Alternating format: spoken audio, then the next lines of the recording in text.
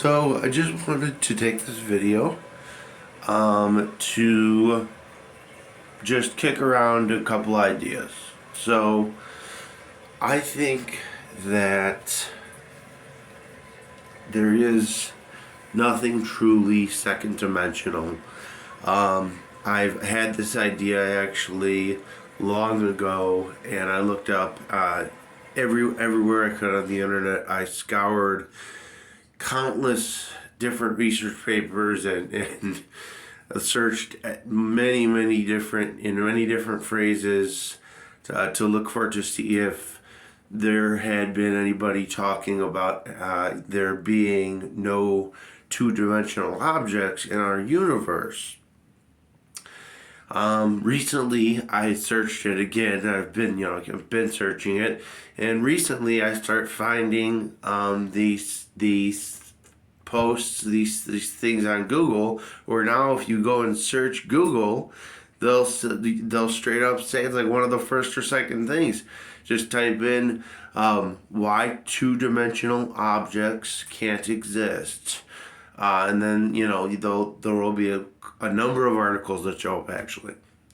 The reason that I wanted to tell you this is because I thought of this actually at, I believe it was my grandmother's birthday party at a restaurant a very long time ago. And I, at the time, had no prior knowledge of hearing anything about that or anything like that.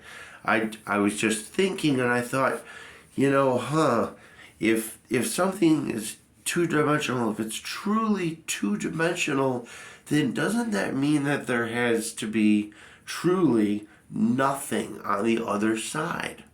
And then I started thinking, well, wait a minute, nothing is nothing. So if you put something two-dimensional on top of something else, that would mean it would have to be intrinsically flat, nothing. And also there cannot be nothing in our universe. If you can understand me in that sense, what I mean by that is that there isn't a matterless object in our universe, and we can always look on the other side of anything. Some people say, well, what about paper? What about lines on a paper? Flip it over, look on the other side. What about your TV screen? What about the lasers projecting images through your TV screen? Okay, bust it open, look it open. Photons and light, in the air, and you can always look on the other side, okay? And so,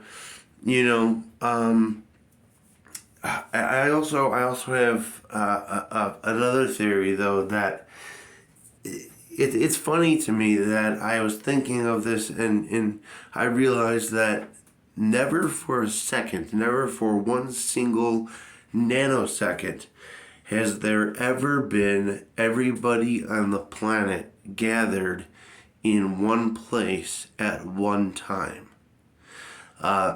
Perhaps maybe all touching or something like that, or all holding hands or whatever, all in the same place at the same time.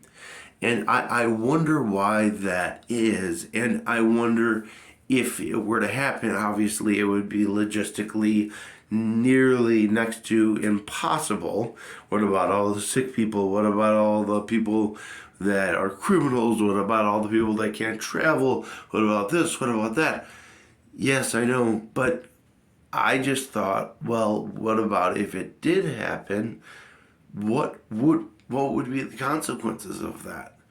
What would be the consequences of everyone in the world being at the same place at the same time, at all, maybe perhaps looking at the same thing, hearing the same sound, all saying the same words at the same time, perhaps? I don't know. Who knows what would happen? And I also do have some theories in regards to dark matter and dark energy. I know there's so many experiments that are so far complicated that, a handful of people in the world are really knowledgeable on those subjects, and the ones who conduct those experiments. But well over 99% of the population in the entire world have, no real understanding of those experiments.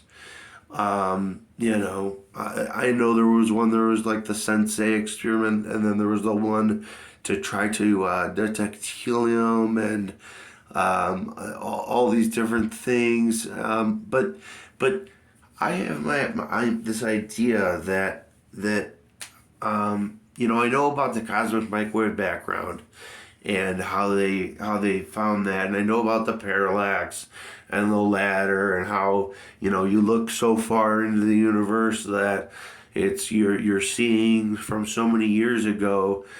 But what about if all of this dark matter, or this dark energy perhaps, is what about, well, think about this. In our eyes, when we look at our eyes, our pupils are the most central identifier of awareness, of our awareness. When you look at someone's pupils, you that's the most central identifier that you can have, standing there looking at them without being hooked up to a medical apparatus. Of their sense of awareness, their sense of feeling at the time, their sense, whatever it might be.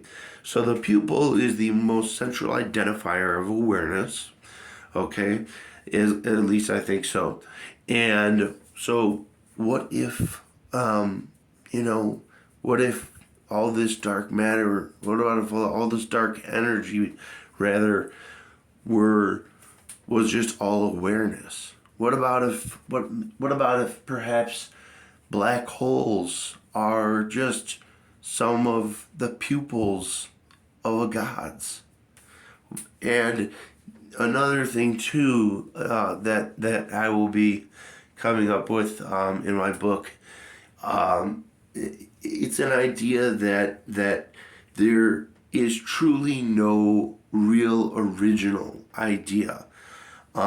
So what I mean by that is that obviously, somebody could write a new song, write a new book, and create a new shirt. They could do, could create a brand new experiment. They could do things that have never been done before, the firsts of all of these things. But if you really, really think about it, it all goes down back to a comprising. They're all of these things are comprised of previous ideas in almost every single thing. And please tell me if there's something you could think of that at its base level is not comprised of something prior. And also, there's this thing that's kind of been eating away at me too, and it is, I like to call it the grandiose infinity principle of why. And what the grandiose infinity principle of why is it's basically like a set of stairs, and on each set of stairs, on each step, you could always ask the question why.